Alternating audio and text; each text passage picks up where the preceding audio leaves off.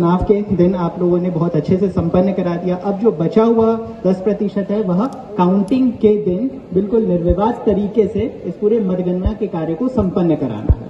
ठीक है, तो मतगणना का कार्य कल सुबह 8 बजे से शुरू होगा और उसके लिए सारी तैयारियां हम लोग को आज दिन भर में समाप्त कर लेनी है। इसमें जितने भी लोगों को लगाया गया है सभी के जो दायित्व है वह अलग अलग बिंदुओं पे निर्धारित करके रखे गए हैं। मैं सीधे अलग अलग बिंदुओं पर आता हूं, उनसे जुड़े जितने भी पदाधिकारी और कर्मचारी रहेंगे वह उस बात को गौर करके रखेंगे और उसके अनुसार ही कल आप अपने ड्यूटी पर पूरे समय मौजूद रहेंगे।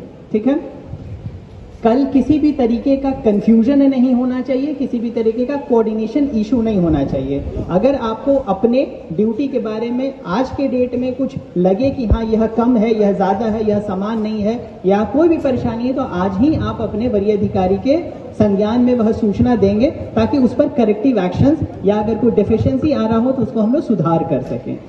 हमारा उद्देश्य ये कि कल सुबह जब यहाँ पर काउंटिंग शुरू हो तो किसी भी तरीके की समस्या, किसी भी तरीके का अफसरों के बीच का कोऑर्डिनेशन इशू नहीं रहे।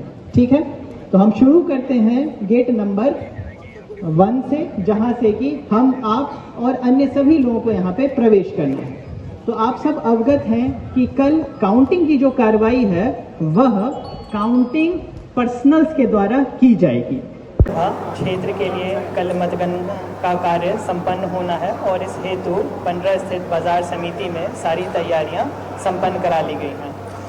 इस बाजार समिति के प्रांगण में जैसा कि आप देख सकते हैं कि बाएं तरफ और दाहिने तरफ स्ट्रॉन्ग रूम्स बने हुए हैं, जहां रांची लोकसभा क्षेत्र के अंतर्गत आने वाले सभी 6 विधानसभा क्षेत्रों के लिए पृथक पृथक स्ट्रॉन्ग रूम्स बनाए गए हैं।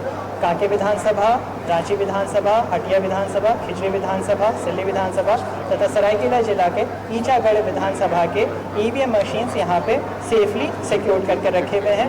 सभी सीसीटीवी कैमरास के निगरानी में है और जहाँ पर चाक चौबंद व्यवस्था सीआरपीएफ तथा बीएसएफ के जवानों के दिशा निर्देश में सुरक्षा प्रदान की जा रही है।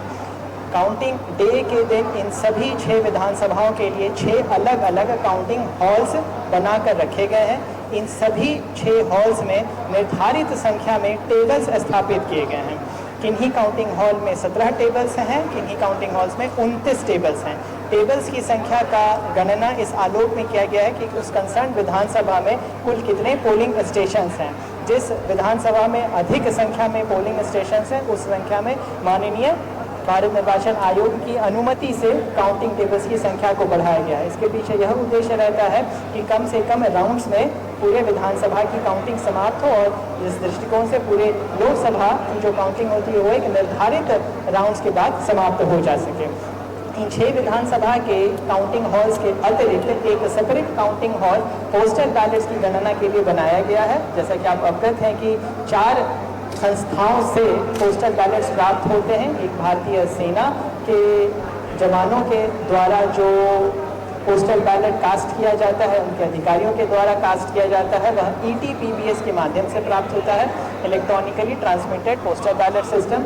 और इसके अतिरिक्त जितने भी पोलिंग पर्सन चुनाव की ड्यूटी में लगे हुए थे उनका होम वोटिंग के माध्यम से जितने भी दिव्यांग बंधुगण थे तथा जितने भी 85 साल से ऊपर के सीनियर सिटीजन थे तथा इमरजेंसी सर्विसेज जैसे कि रेलवे डिपार्टमेंट, एयरपोर्ट के या फिर पोलिंग पर्सनस को लाने ले जाने के लिए जितने भी ड्राइवर्स तथा कंडक्टर्स लगाए गए थे, इन 4 कैटेगरीज के लोगों के द्वारा पोस्टल बैलेट से जो वोट कास्ट किए जाते हैं उनके लिए एक अलग हॉल रहेगा जहाँ पर भी विभिन्न तैयारियाँ सुनिश्चित की गई हैं। अब जितने भी विधानसभा के लिए काउंटिंग हॉल्स बनाए गए हैं उनके टेबल्स पर काउंटिंग पर्सनल्स की डेपुटेशन कराई गई है। हर एक टेबल पर एक काउंटिंग सुपरवाइजर, एक काउंटिंग असिस्टेंट तथा एक माइक्रो ऑब्जर्वर की प्रतिनियुक्ति रहेगी।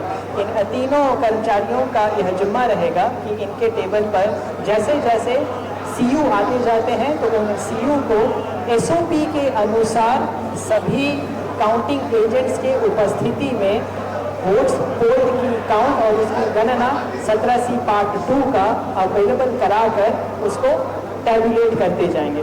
उसके बाद 17C पार्ट 2 में जैसे ही कैंडिडेट वाइज गणना कंप्लीट होती है तो उस पर सभी काउंटिंग पर्सन्स अपना साइन करेंगे।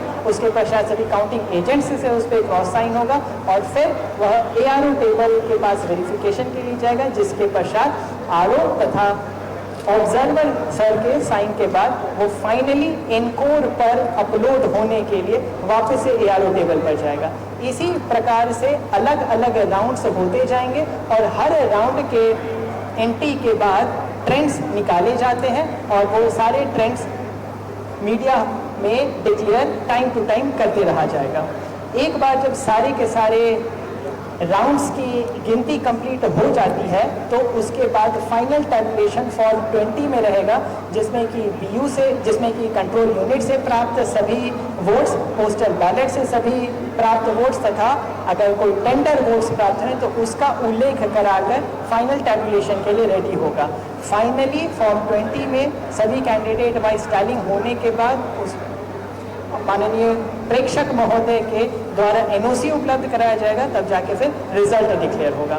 रिजल्ट डिक्लेयर होने के तुरंत बाद जितने भी CU मशीन्स हैं वह वापस से स्ट्रॉन्ग रूम में ले जाकर उनको सील किया जाएगा और जो बक्से उनके लिए निर्धारित हैं उन्हीं सभी बक्सों में उसको वापस से रखा जाएगा। इन सारे व्यवस्थाओं के लिए बड़ी मात्रा में पदाधिकारी तथा पुलिस पदाधिकारियों को डिप्लॉय किया गया है और अभी उन सभी की डिटेल्ड ब्रीफिंग हुई है।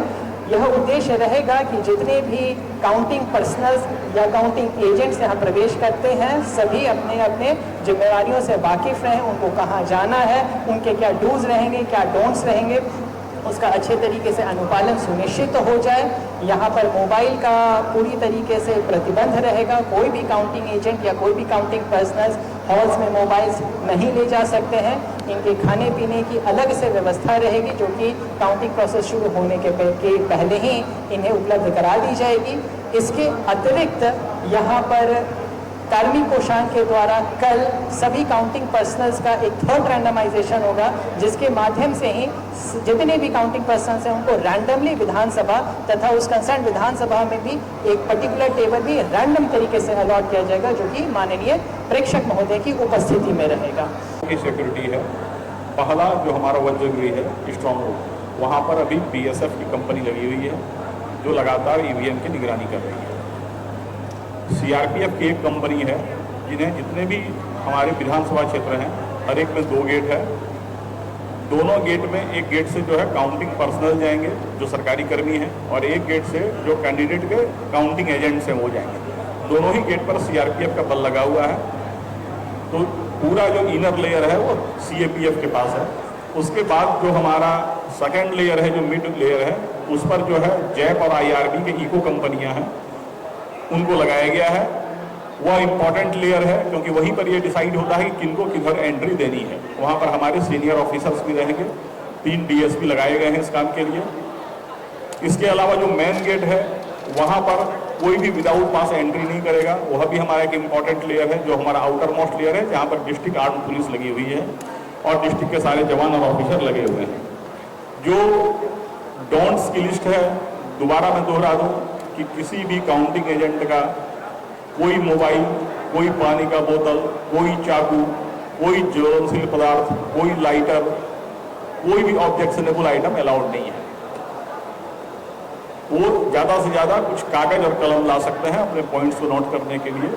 इसके अलावा सब कुछ की व्यवस्था, खाने पीने के लिए भी जो है अंदर ही व्यवस्था है, तो बाहर से जो है कोई जो है आदमी एंटर नहीं करेगा। जिनके पास पास नहीं होगा वो एंटर नहीं करेगा। 7 कैटेगरी ऑफ पीपुल यहाँ पर आने हैं। मैं दोबारा आपको बता रहा हूँ। पहला एक जो डिप्लॉयड पुलिस ऑफिसर एंड पुलिसकर्मी है, दूसरे जो काउंटिंग स्टाफ है, जो गवर्नमेंट स्टाफ है, कंट्रोल यूनिट कैरियर जो स्टाफ आएंगे हेल्प करने के लिए, जो कंट्रोल यूनिट को स्ट्रॉन्ग रूम से ले जाकर वहाँ पर ले जाएंगे। चौथा मीडिया है। 5वां जो सीनियर डिस्ट्रिक्ट के ऑफिसर्स हैं और जो कैंडिडेट या उनके इलेक्शन एजेंट या काउंटिंग एजेंट्स हैं। और इसके अलावा और किसी का यहाँ पर एडमिशन अलाउड नहीं है इस कैंपस में। दूसरी बात कि जो हमने सफिशिएंट मात्रा में यहाँ पर जो है क्विक रिएक्शन टीम्स रखी हैं। अगर कोई इवेंचुअलिटी आती है तो उसको एड्रेस करने के लिए हमारी 3 QRT जो है यहाँ पर रहेंगी। इसके अलावे शहर में बहुत सारी QRT रखी गई हैं।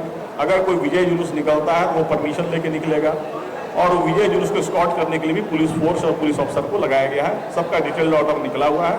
मेरा विश्वास है बिल्कुल शांतिपूर्ण और सही तरीके से यहाँ काउंटिंग की प्रक्रिया पूरी होगी।